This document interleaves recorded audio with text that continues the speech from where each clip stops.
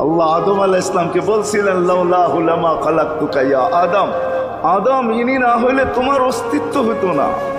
তোমার অস্তিত্ব কেন, কিছুই হতো না। কোরআন তো আমাকে বুঝায় ওয়ামা আরসালনাকা ইল্লা রাহমাতাল লিল আলামিন। এই আয়াত আমাকে বুঝায় আল্লাহর রসুলের রহমতের কষ্টি পাথরে মনে হয় আরশও তৈরি হয়েছে, কুরসিও তৈরি হয়েছে, এর ছোঁয়ায় তৈরি হয়েছে।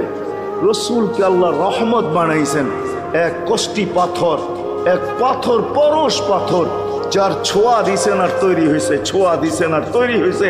তৈরি যখন সব শেষ, তখন আল্লাহ ঘোষণা দিছেন ওমা আরসালনাকা ইল্লা রাহমাতাল লিল আলামিন। সমগ্র জগতের জন্য আপনি রহমত। ওই মুহাম্মদুর রাসূলুল্লাহর ইঙ্গিত পাইলে ভাগ্য খুলতো, ইঙ্গিত। আবু তালেবের বুকে তো আল্লাহ রসুলের রাত্র কাটছে। ইতিহাস আমাকে বলে, আমার বিবেক বলে, আমার বুদ্ধি বলে, আমার বিদ্যা বলে। আল্লাহ রসুল গুলসাবকে ইশারা করছেন, সে মরাটা জীবিত হইয়া চিৎকার দিতে দেরি করে না, লাব্বাইক ওয়া সাদাইক ইয়া যাইনা ওয়াফা ইয়াউমিল কিয়ামা। গুলসাব বলতেছিল দোজাহানের বাদশাহ, ইশারা করতে দেরি, আমার ভাগ্য খুলতে দেরি হয় না। কিয়ামত পর্যন্তর জন্য আমার ভাগ্য খোলা গেছে। আল্লাহ রসুল বলছে, এত সুন্দর আরবি বলিস, শিখলি তো শিখলি কোত্থেকে, তোকে কিছু আরো জিজ্ঞাসা করি, লিমান তাবুদ, এবাদত কার করিস? তো গুইসাব বলতেছে ফিসসামাই আরশুহু, এবাদত তো ওনার করি যার আকাশে আরশ, ওয়াফিল আরদি সুলতানুহু, জমিনে যার রাজত্ব, ওয়াফিল বাহরি সাবিলুহু, সমুদ্রের ভিতরে যার রাস্তা, ওয়াফিল জান্নাতি রহমাতুহু, জান্নাতের ভিতরে যার রহমত, ওয়াফিল নারি ইকাবুহু, জাহান্নামের ভিতরে যার শাস্তি। বলছে মান আনা, আমি কে? বললাম তো বলছে আনতা রাসূল রাব্বিল আলামিন, আপনি সমগ্র জগতের রবের রসুল, খাতামান নবিয়্যিন, আপনার পরে আর কোনো নবী আসবে না, আপনি নবুয়তের ঘরের তালা, এই ঘরে আর কেউ ঢুকবেও না, আর কেউ বাহিরও হবে না, আপনি সর্বশেষ নবী।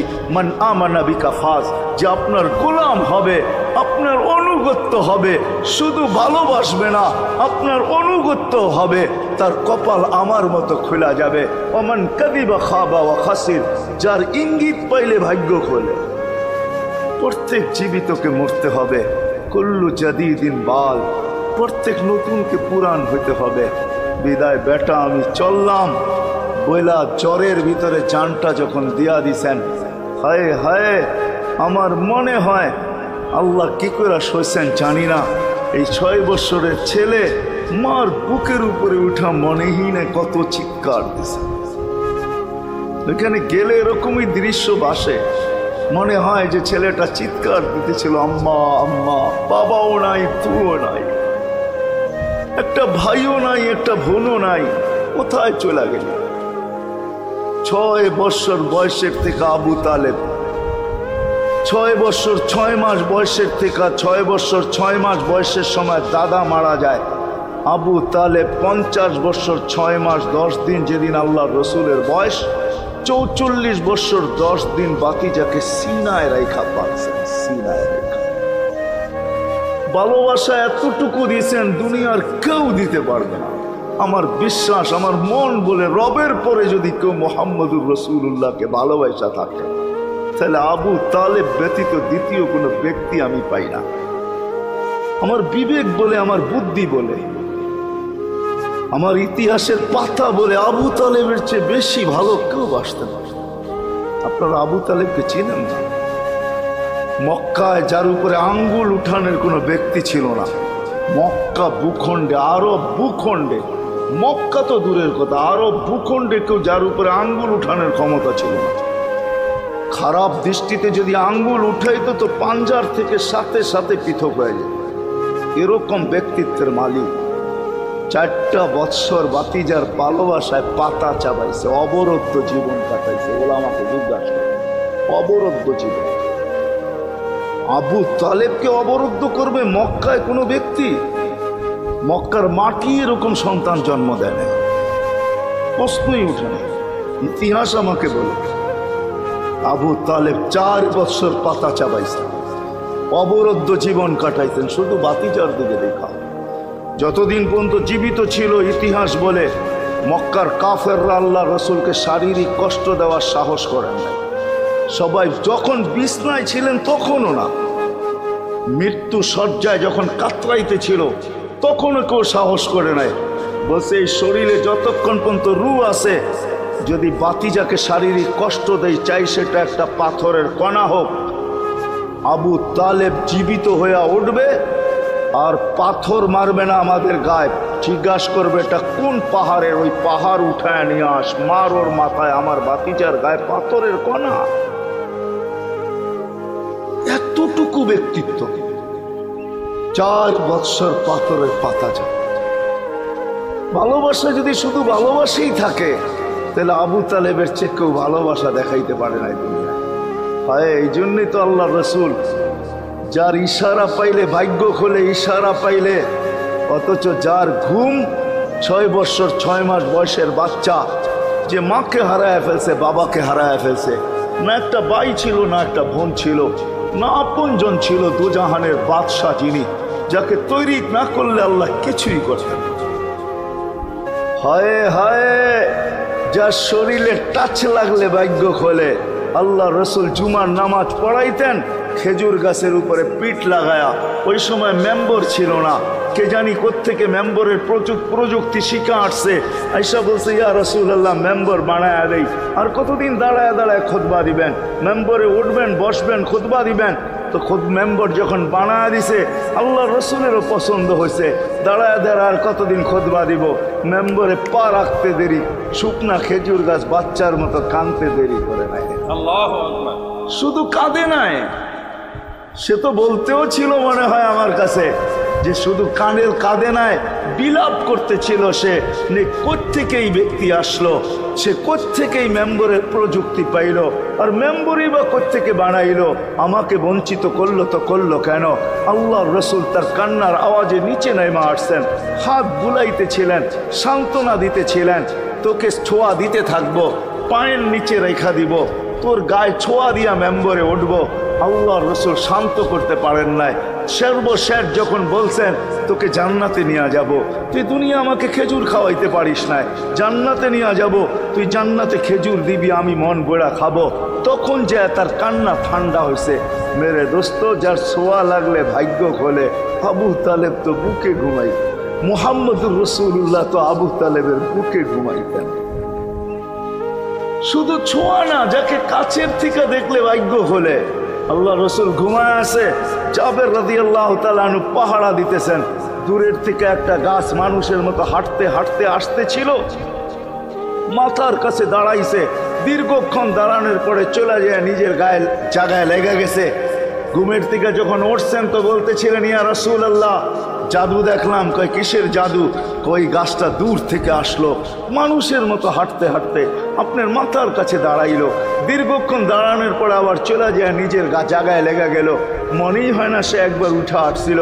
আল্লাহ রসুল হাসতেছিল আর বলতেছিল ও দূর থেকে আমাকে দেখতেছিল, ওর মন ভরতেছিল না। ও আল্লাহর কাছে দোয়া করছে, আল্লাহ তোমার হাবিব এত কাছে, আমি এত দূরে, একটু অনুমতি দাও না মাথার কাছে যায় একটু মন ভরা দেখি।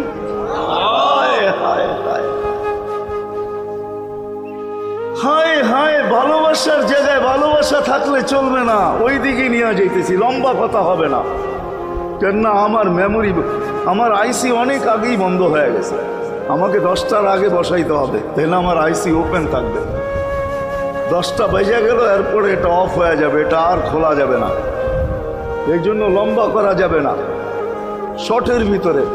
কিন্তু সিরাত এই জন্য বুঝাইতেছি আপনাদেরকে, সিরাত যদি না হইতো, এই হিটিং আমাকে দায়িত্ব দিতেছে যে আমি সিরাত প্রয়োজন কেন এটা বুঝাই। ডাইনে বামের কথা না বলি, সিরাত কেন প্রয়োজন, কতটুকু প্রয়োজন, শ্বাসে শ্বাসে প্রয়োজন না কদমে কদমে প্রয়োজন, জীবনের প্রত্যেক পর্বে পর্বে প্রয়োজন, না শুধু আখেরাতে প্রয়োজন, দুনিয়ায় প্রয়োজন না। না না, এটাই বুঝাইতে চলতেছিলাম আপনাদেরকে, যে রসুলকে কাছের থেকে দেখলে ভাগ্য খোলে, যার কথা মানতে পারলে ভাগ্য খোলে। হায় হায়, কেমনে বুঝাবো, জানোয়ার চিনছে, আমরা চিনি নাই। বিদায় হজের দিন আল্লাহর রসুল সাল্লাল্লাহু আলাইহি ওয়াসাল্লাম উট জব করছেন, উট 100-র উপরে উট জব করছেন, 40টার মতো নিজের হাতে করছেন, বাকিগুলা আলী রাদিয়াল্লাহু তাআলা আনহু করছেন। যখন আল্লাহ রসুল করতেছিল তো উটদের ভিতরে ঝগড়া চলতেছিল, কার আগে কে আসবে আর হুজুরের শরীর নিচে গলা দিবে। উট চিনছে, আমরা চিনব। এই জন্যই তো প্রথমে বললাম একজনও পাওয়া যাবে না। চুল শতবার কাটলাম, আজ পর্যন্ত একবারও উচ্চারণ করলাম না সেলুনে যায়া যে আজকের চুল আমাকে নবীর স্টাইলে কেটে দিবে। তোর সব স্টাইল, আমি নবীর স্টাইলে কাটতে আসছি, আমাকে নবীজির স্টাইলে কেটে দিবে। কি বলছেন কোনোদিন কেউ? হ্যাঁ, হাত উঠে বলেন, কেউ বলছেন কোনোদিন? না না না না না। আপনি ভালোবাসেন বটে, কিন্তু আমার বিশ্বাস যদি একদিনও বলতেন আর একদিনও কাটতেন তা আল্লাহ রসুলের সিরাত আদর্শ এতটুকু দামি, একদিনের চুল কাটা আপনাকে জান্নাতে নিতে পারবো। একদিনের চুল বিশ্বাস হয় না? হ্যাঁ, মনে হয় না যে একদিনের চুল কাটা দিয়া জান্নাতে যাব কি করে, ঠিক না? এই উম্মত তো এক নেকি দিয়া জান্নাতে যাবে। কয় নেকি দিয়া? একটা নেকি দিয়া জান্নাতে যাবে এই উম্মত। অন্য উম্মতের কথা জানি না আমি, এই উম্মত এক নেকি দিয়া জান্নাতে যাবে। নবীর একটা আদর্শের কারণে জান্নাতে যাবে। সিরত মানি আদর্শ, আর এটা আমরা কদমে কদমে মুহতাজ। কেননা এই ছোট জীবনটা যদি গ্রহণযোগ্যতা পর্যন্ত পৌঁছাইতে হয় আল্লাহর কাছে, চাই নারী হই, চাই যুবক হই, চাই বৃদ্ধ হই, যেই মানুষই হই না কেন, যেখানেরই হই না কেন, যেই বাসারই হই না কেন, যেই বর্ণেরই হই না কেন, যেই পেশারই হই না কেন, যেই সোসাইটিরই হই না কেন, এই জীবনটাকে যদি গ্রহণযোগ্যতা পর্যন্ত পৌঁছাইতে হয় কার কাছে? দুনিয়া আলাদের কাছে না, মালিকের কাছে, যিনি এক ফোঁটা পানির থেকে অস্তিত্ব দিছেন, যার কাছে আবার আমাদেরকে ফিরা যেতে হবে। পালানের কোনো সুযোগ নাই। এই জন্যই কোরআন আমাদেরকে বোঝায় আইনাল মাফার। আল্লাহ বলতেছে কোথায় ভাগবে তুমি, বলো কোথায় ভাগবে? কবির কথাই সত্য, যদিও নাকি পালাও তুমি আকাশেতে লাগিয়ে সিঁড়ি লাগাও যদি আকাশে চলে যাও, তো আল্লাহ বলে তোমার পাগার কোনো সুযোগ নাই। কেননা ইল্লা বি সুলতান, ওইখানেও আমার রাজত্ব, এইখানেও আমার রাজত্ব, ডাইনো আমার রাজত্ব, বামে আগে পিছে উপরে নিচে সর্বত্র আমার রাজত্ব। আমার রাজত্বের বাহিরে যাওয়ার ক্ষমতা তোমাদের নাই। দ্বিতীয় কথা এটো, আইনা আনা মাআকুম আইনা মা কুনতুম, যেখানে যাবে ওইখানে আমি সঙ্গে থাকব। আমাকে দূর করতে পারবে না। যদি করো তাহলে তুমি থাকবে না, তোমার অস্তিত্বই থাকবে না। কেন আমাদের ভিতরে আল্লাহ নাই বটে, কিন্তু আল্লাহর একটা পাওয়ার আছে যেটাকে রূহ বলে। কুলির রূহ মিন আমরি রব্বি। আল্লাহর একটা পাওয়ার, একটা সিফত, সবচেয়ে শক্তিশালী পাওয়ার যেটা, ওটা আমাদের ভিতরে আল্লাহ ঢুকায় রাখছেন, যেটাকে আমরা রূহ বলি। কোরআনের ভাষায় রূহ বলে, বাংলা ভাষায় আত্মা বলে। যেটাকে আমরা আত্মা বলি ওটা আল্লাহর হুকুম ছাড়া কিছু না। আল্লাহ বলে ওটা মনে করে নাও আমি তোমার ভিতরে আছি, কেন এটা আমারই জিনিস। কুলির রূহ মিন আমরি রব্বি। আমাকে পৃথক করলে আর তুমি থাকবে না, তখন তোমার চক্ষু থাকবে আইন লা তানদুর, তোমার চক্ষু থাকবে দেখবে না। উদুন লা তাসমা, কান থাকবে শুনবে না।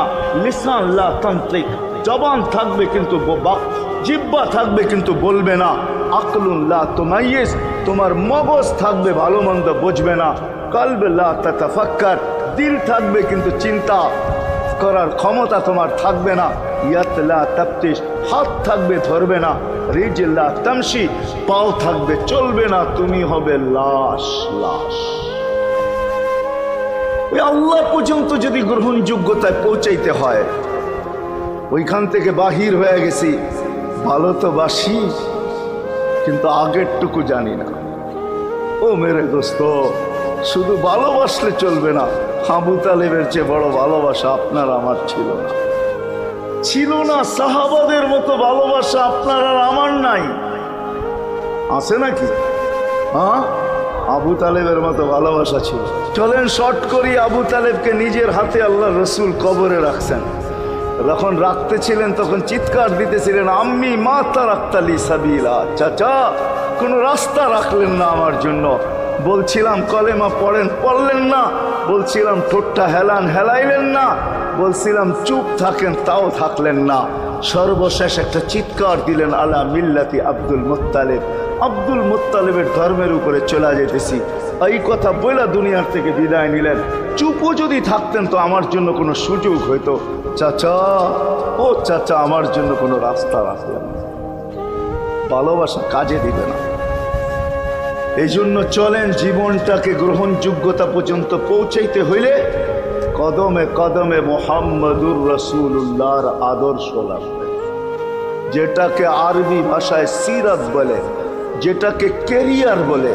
আল্লাহর রসুলের কেরিয়ার লাগবে, আল্লাহর রসুলের আদর্শ লাগবে, আল্লাহর রসুলের সিরত লাগবে, আল্লাহর রসুলের চরিত্র লাগবে।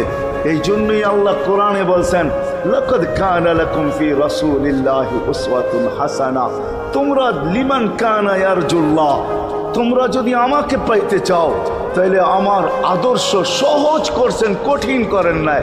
আল্লাহ কঠিন করতে পারতেন, আল্লাহ সহজ করছেন।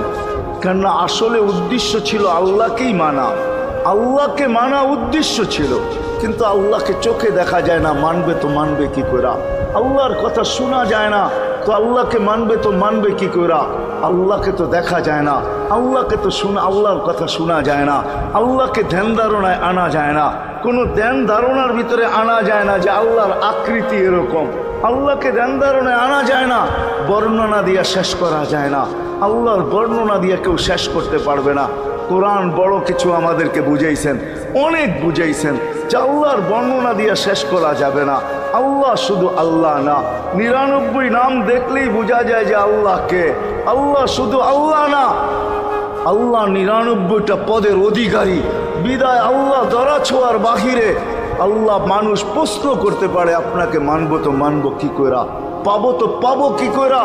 তো আল্লাহ আসান করছেন যে আমার নবীর আদর্শের ভিতরে আমি লুকায়িত আছি। ফুলের ভিতরে যেরকম ঘেরান লুকায়িত থাকে, আমার নবীর আদর্শের ভিতরে আমি লুকায়িত।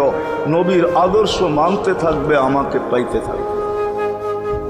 এই জন্যই রাসূলুল্লাহর আদর্শ দরকার, সিরাত দরকার, কেরিয়ার দরকার। আর কেন আপনি আদর্শ মানবেন না? জীবনটাই তো আপনার জন্য আমার জন্য ছিল, ঠিক না? চোখের পানি ছিল তো আপনার জন্য, চিৎকার ছিল তো আপনার জন্য, রাত ছিল তো আপনার আমার জন্য, দিন ছিল তো আপনার আমার জন্য। দুনিয়ার কোনো মুহূর্ত নাই যেখানে যে আপনাকে আমাকে ভুলে গেছেন, এমন কোনো মুহূর্ত নাই। আরশে যাইও আপনাকে আমাকে ভুলেন নাই। যখন আরশে গেছে আমার বিবেক বলে ওইখানে হারায়া যাওয়া দরকার ছিল। মুসা আলাইহিস সালামকে আল্লাহ আরশ থেকে নিজেকে দেখানোর জন্য তাজাল্লি দিছেন। শুধু তাজাল্লি, আকৃতি না, তাজাল্লি দিছেন। 40 দিন বেহুশ ছিলেন, 40 দিন, 40 দিন। অথচ বন্ধু দুইজনে পাশাপাশি বসা, কাবা কাউসাইনি আও আদনা ফাদানা ফাতাদাল্লা ফাআওহা ইলা আবদিহি মা আওহা, পাশাপাশি বসা আছেন। তীর ধনুক থাকলে আপনাদেরকে আমি দেখাইতে পারতাম কতটুকু কাছে হয়েছিলাম। এরকম কাছে হারায় যাওয়া দরকার ছিল। আল্লাহ যখন জিজ্ঞাসা করছেন কি চাইতে আসছেন, আসআলুকা উম্মতি, এইখানে উম্মত চাবো না তো আর চাবো কি? এই সুযোগ পাবো আর পাবো কখন? এই টেবিলে উম্মত না উঠলে উঠবে কোথায়? এরকম কাছে হব তো হব কখন? এত কাছে পাবো তো পাবো কখন? এত কাছে হব তো হব কখন? এরকম পরিবেশ হবে তো হবে কখন? আপনি এরকম খুশি আবার হবেন তো হবেন কখন? আপনি আমাকে ডাইকা নিয়ে আসছেন, মেহমান বানায়া, আপনি মেজবান, উম্মত চাই। আল্লাহ জিজ্ঞাসা করছে এইখানে উম্মত? তো যুক্তি দিতেছে, আনতা রব্বুল করিম আনা নবিয়্যুর রহিম কাইফা তুদাইয়ু হাদিল উম্মাহ বাইনাল কারীমি ওয়ার রহিম। শুরুতে আপনি, শেষে আমি। শুরুতে আপনি রব্বে করিম, শেষে আমি নবী রহিম। দুইয়ের মাঝে উম্মত জাহান্নামে চলে যাবে। আমি আমার মনকে বুঝাইতে পারবো না আমি উম্মত চাই। আল্লাহ সান্ত্বনা দিতেছেন, কাসামতুল কিয়ামাতা কিসমাইন, কিয়ামতকে দুই ভাগে ভাগ করছি। আমি জানি আপনি একাই চিৎকার দিবেন কিয়ামতের মাঠে উম্মতি উম্মতি বইলা, আর কেউ উম্মতকে স্মরণ করবে না। নবীরা তো মাকেও স্মরণ করবে না, বোনকেও স্মরণ করবে না, সবাই নাফসি নাফসি বলবে, আপনি উম্মতি বইলা চিৎকার দিবেন। বিদায় কিয়ামত আপনার আর আমার মাঝে ভাগ, আর কারো মাঝে না। সালতো তা সাফি তো সাফা, ওই দিন আপনি চাইতে থাকবেন, আমি দিতে থাকবো, আপনি সুপারিশ করবেন, আমি মঞ্জুর করতে থাকবো। লা ইউখজিকা ফি উম্মতিক, আপনার উম্মতের ব্যাপারে আপনাকে আমি লজ্জিত করব না। কোরআন আসছে আল্লাহর রসুলের কাছে, অদ্দুহা ওয়াল লাইলি ইদা সাজা মা ওয়াদ্দাআকা রাব্বুকা ওয়া মা ক্বালা। এই সূরার ভিতরেই আছে সাওফা ইউতিকা রাব্বুকা ফাতারদা, আপনাকে আমি রাজি করে ছাড়বো। কোরআন যখন নাজিল হইতেন তো কি অবস্থা হইতো ওলামারা জানে। আল্লাহ রসুল ঘামতে থাকতেন, এতটুকু কষ্ট হইতো, কখনো কখনো বলতেন কাদার রু আইয়া খরুজ, মনে হয় আমার রুটা বাহির হয়ে চলে যাবে। ওই কষ্টের ভিতরে জিবরিল যখন সাউফা ইউতিকা রাব্বুকা ফাতারদা পড়তেছিল, ওইখানেই থামায়া দিছে, জিবরিল থামো। বলছে কেন, সূরা এখনো শেষ হয় নাই। বলছে থামো, আল্লাহ আমাকে রাজি করতে চাইতেছেন, আমি এই মুহূর্তেই আল্লাহর কাছে কিছু চাইতে চাইতেছি। বলছে তোমাকে সাক্ষী রেখা। বলছে কি চাবে? তো চিৎকার দিয়া বলতেছে ইলাহি লান আরদা, ইলাহি লান আরদা হাত্তা ইয়াকুনা ওয়াহিদ মিন উম্মতি ফিন নার। ও মাবুদ, ও ইলাহি, ও আল্লাহ, এক উম্মত জাহান্নামে থাকা পর্যন্ত আপনার উপরে রাজি হব। আল্লাহ, এক উম্মত থাকা পর্যন্ত রাজি হব না। যে আরশে যায় বলে না, কিয়ামতের মাঠেও বলবে না। উম্মতি চিৎকার দিবে, হাসান হোসাইন দিবে না। হাসান হোসাইন কলিজার টুকরা ছিল, কোনো একদিনের কাহিনী। হাসান হোসাইন জিজ্ঞাসা করছে নানা যান আপনি উত্তম না আমরা উত্তম? আল্লাহ রসুল সাদা সিধা জবাব দিছে আমি উত্তম, আমি সাইয়্যিদুল আউয়ালিন ওয়াল আখিরিন, আনা সাইয়্যিদা উলদি আদম, লিওয়াউল হামদি বিয়াদি ইয়াউমাল কিয়ামা। হায় হায়, আল্লাহর জান্ডা কিয়ামতের দিন আমাদের নবীজির হাতে থাকবে। মাধবদের মানুষ বোঝেন আমি যেটা বুঝাইতে চাইতেছি।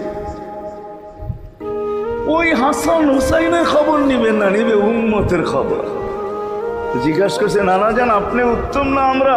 আল্লাহ রসুল বলছে আমি উম্মত। দুইজনে হাসতে হাসতে কুটা কুটা। আল্লাহ রসুল বলছে এত হাসো কেন? জবাব হয় নাই। মানি আমরা দুইজন উত্তম। কি কইরা তোমরা দুইজন উত্তম? প্রমাণ। আমাদের আম্মাজানকে চিনেন? তা আম্মার পরিচয় দিয়ে বলতেছে উম্মুকা লাইসা বিশাই, আমাদের আম্মার সামনে আপনার আম্মা কিছুই না। আমাদের আব্বাকে চিনেন? আব্বার পরিচয় দিয়ে বলতেছে আবু কালাইসা বিশাই, আপনার আব্বা আমাদের আব্বার সামনে কিছুই না। আমাকে নানা জানতে চিনেন? চিনেন আমাদের নানা জানকে? আমাদের নানা জানের সামনে জাদ্দু কালাইসা বিশাই, আপনার নানা জানের তো মানুষ নামই জানে না। অনেকে আছে এখানে আল্লাহ রসুলের নানার নাম জানে না। জানেন? জানে না। আপনার নানার নামই মানুষ জানে না। আমাকে নানা জানকে চিনেন? তো দুইজনকে উঠায়া কোলে নিয়ে চুমা খাইতেছেন আর বলতেছেন তোমরাই উত্তম। মহিলা নিলাম। হায় হায়, ও মাধবীর মানুষ যে কিয়ামতের মাঠে বলবেন,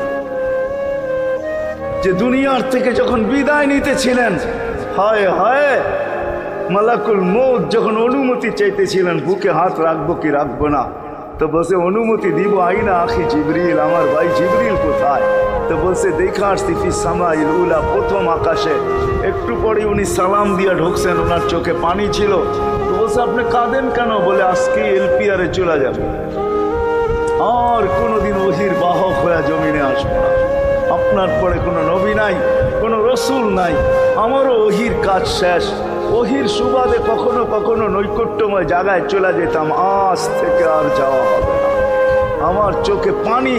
দীর্ঘ ১.৫ লক্ষ নবী, ৩১৩ জন রসুলের কাছে আমি নিয়ে আসছি। আজকে শেষ দিন, এই জন্য চোখে পানি। তো উনি উল্টা প্রশ্ন করছেন আপনার চোখে পানি কেন? জিবরিল মালাকুল মউত দাঁড়ায় আছে, অনুমতি চাইতেছে বুকে হাত দেওয়ার জন্য। এখনো এক প্রশ্ন বাকি। বলছে সেটা কি? বলে ফামান লিবাদিলি উম্মতি, অথচ ৯ ঘরে চুলা জ্বালানোর মতো তেল ছিল। খাওয়া তো দূরের কথা, বাতি জ্বালানোর তেল ছিল না। আম্মা জান আয়েশা রাদিয়াল্লাহু তাআলা আনহা বলেন, যদি তেল থাকতো তো খিদার তাড়না এতটুক ছিল, আগে তেল পান করে নিতাম। হাদিস উঠায় দেখেন, লেখা আছে 9 ঘর ছিল, 9 ঘর। হাসান হোসাইন ক্ষুধার্ত ছিল, আলী ফাতেমা ক্ষুধার্ত। কারো জন্য কোনো চিন্তা নাই যে আমার পরে আমার 9 ফ্যামিলির কি হবে, হাসানের কি হবে, হোসাইনের কি হবে, আলীর কি হবে, ফাতেমার কি হবে। যেই সময় চাইতেছেন ওই সময় বলতেছে, জিবরিল আমার পরে উম্মতকে কে দেখা রাখবে। লানত আমাদের জিন্দগির উপর, লানত আমাদের জিন্দগির উপরে। এমন জিন্দগির থেকে জমিন ফাইটা মরা যাওয়া উচিত। আমি তো মাঝে মাঝে বলি আমাদের জমিনটা উল্টায় যাওয়া উচিত, যে মৃত্যু সময় বলতেছে আমার উম্মতকে কে দেখা রাখবে। জিবরিল ছুটা গেছেন, ছুটে আসছেন, আল্লাহ জবাব পাঠাইছেন, লা আতরুকু উম্মাতাকা ফারদা ওয়ালা ওয়াহদা। বন্ধু চলে আসেন, আপনার উম্মতকে আমি দেখা রাখবো, আমি দেখা রাখবো। হায় হায়, সবাইকে সালাম দিছেন একবার বা দুইবার, সবার দুরুদ পড়ছেন তো আল্লাহ একবার বা দুইবার, সালাম পড়ছেন কোন নবী রসুলের উপরে একবার কি দুইবার। আর বন্ধুর সালাম প্রতি জুমা ইমাম আছে, খতিব আছে, ইমামরা একটা আয়াত পড়ে কোরআনের, ইন্নাল্লাহা ওয়া মালাইকাতাহু ইউসাল্লুনা আলান নবী ইয়া আইয়ুহাল্লাযীনা আমানু সাল্লু আলাইহি ওয়া সাল্লিমু তাসলিমা। এই আয়াত আমাকে অনেক কিছু বোঝায়। ইমাম ওলামারা, আলেম ওলামারা বলবে এই আয়াতে আমাদেরকে দুরুদ পড়ার হুকুম দিছেন, আমিও বলবো দুরুদ পড়ার হুকুম দিছেন। কিন্তু আমার প্রশ্ন আছে এখানে, আমার প্রশ্ন, আল্লাহ আমাদেরকে পড়তে বলতেছেন, ঠিক আছে, আমরা কয়দিনই থাকবো আর কয়দিনই পড়বো, একদিন তো আমরা মারা যাব, তো আপনার বন্ধুর উপরে দুরুদ কে পড়বে? আল্লাহ বলে, বেওকুফ, দেখোস না ফেরেশতাদের নাম নিছি, ফেরেশতারা পড়বে। আমি যদি আল্লাহকে উল্টা প্রশ্ন করি, একদিন তো ফেরেশতাও থাকবে না, মালাকুল মউত মারা যাবে। আপনি আরশের নিচে লিখেই রাখছেন, ইন্নী কাতাবতুল মাউত আলা মান তাহতা আরশি আল্লাযী হাইলা ইয়ামুত ফাহুয়া ফাওকা আরশি। আমার আরশের উপরে যে সে চিরঞ্জীব, যে নিচে আছে তাকে মৃত্যুর স্বাদ পান করতে হবে, একদিন তো ফেরেশতা মরে যাবে। আমাদের নবীজির উপরে দুরূদ কে পড়বে? আল্লাহ বলে, গণ্ড মূর্খ, তুই দেখোস না প্রথম আমার নামটা আল্লাহ লেখা আছে, ইন্নাল্লাহা, আমি আল্লাহ পড়তে থাকবো, আমি আল্লাহ চিরঞ্জীব, আমার বন্ধুর দুরূদ কখনো বন্ধ হইতে দেই না, আর দিব না। হায় হায় হায় হায় হায়, ওই রসুল। আল্লাহ বলে, উম্মতকে আমি দেখা রাখবো। জিবরিল বলতেছে, ইন্নাল্লাহা ইয়ান্তাযিরুক, আল্লাহ আপনার অপেক্ষা করতেছে। উর্দু জগতে খুশির বন্যা বইতেছে। কেন? সব নাচতেছে উর্দু জগতে, এমনকি আরশ পর্যন্ত ঝুমতেছে, হাবিব ইউসিলুল হাবিব। আজকে বন্ধু বন্ধুর কাছে চিরদিনের জন্য চলে আসবে। খুশির বন্যা চলতেছে, অনুমতি দেন না। আল্লাহ উম্মতকে দেখা রাখবে, যে মরার সময় চোখে পানি তো আমাদের জন্য পানি। চলেন শেষটা শুনে দিয়া শেষ করতেছি। লম্বা হাদিস আমি শর্ট করতেছি, তাহকিক উলামা একরাম করে নিয়ে আমি শুনে দিয়া যেতেছি আপনাদেরকে। নফকা দুইটা হবে, প্রথমটাকে বলে কিয়ামতের জন্য, দুইবার সিংহায় ফু হবে, একবার ধ্বংসের জন্য, দ্বিতীয়টা হবে নফকাতুন নুশুর বলে এটাকে। দ্বিতীয়টা আমাদেরকে কবর থেকে উঠানোর জন্য হবে। কিন্তু সব মারা যাবে, আল্লাহ 4 জনকে পয়দা করবেন কুদরত দিয়া, জিবরিল, মিকাইল, ইসরাফিল, মালাকুল মউত, 4 জনকে পয়দা করবেন। জিবরিল আলাইহিস সালাম কাঁদতে থাকবে, 3 জন জিজ্ঞাসা করবে, কাঁদো কেন? এখনই ইসরাফিলকে সিংহায় ফু দেওয়ার হুকুম হবে, নফকাতুন নুশুরের জন্য আমাকে হুকুম হবে, বন্ধুকে নিয়ে আসো মাকামে মাহমুদে। আমি মৃত্যুর পরে ভুলে গেছি ওনার কবর কোথায়। 3 জন বলবে, জমিনকে জিজ্ঞাসা করো। তো জমিনকে জিজ্ঞাসা করবে, জমিন বলবে, কাদ দাক্কানি আল্লাহু দাক্কা ফানাসিতু। প্রথম সিংহায় ফুতে আল্লাহ এরকম ছানছেন, আমিও ভুলে গেছি রাখছি কোথায়। অনেক সময় হয় জিনিস যাবে খুঁজতেছে সারা ঘরে, ঠিক না? হয় না? হয় না? হ্যাঁ, জিনিস জ্যাবের ভিতরে, পকেটের ভিতরে, কিন্তু খুঁজতেছে সারা ঘরে খুঁজতেছে। পরে পকেটে হাত দিয়া যখন দেখে পাইছে, তো জিহ্বায় কামড় দিয়ে আস্তে বেরিয়ে যায়, কেননা গর্ত গরম করে ফেলছিল। এখন গড়ালারা পাইলে উল্টা এর উপরে গরম হবে, ঠিক না? রাখছো পকেটে, খোঁজো আমাদের কাছে, ঠিক না? আর কাম পাও না, ঠিক না? এখন এর উপরে চড়াই হবে।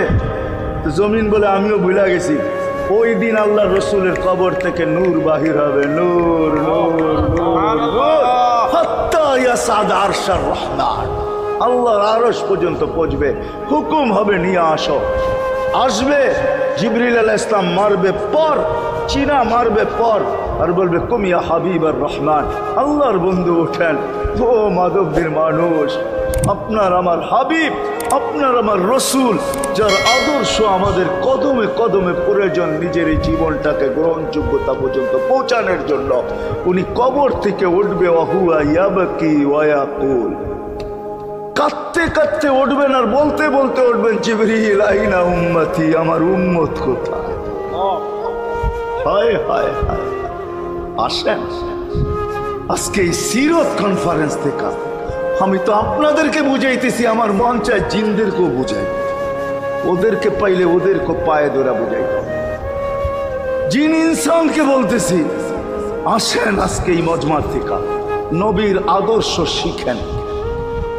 নবী আল্লাহ পাওয়া শুধু নবীর আদর্শের ভিতরে। এই জন্য আল্লাহ বলছে, লাকাদ কানা লাকুম ফি রাসূলিল্লাহি উসওয়াতুন হাসানাহ লিমান কানা ইয়ারজুল্লাহ, যে আল্লাহ পাইতে চায়। বল আগের আয়াত কি? বল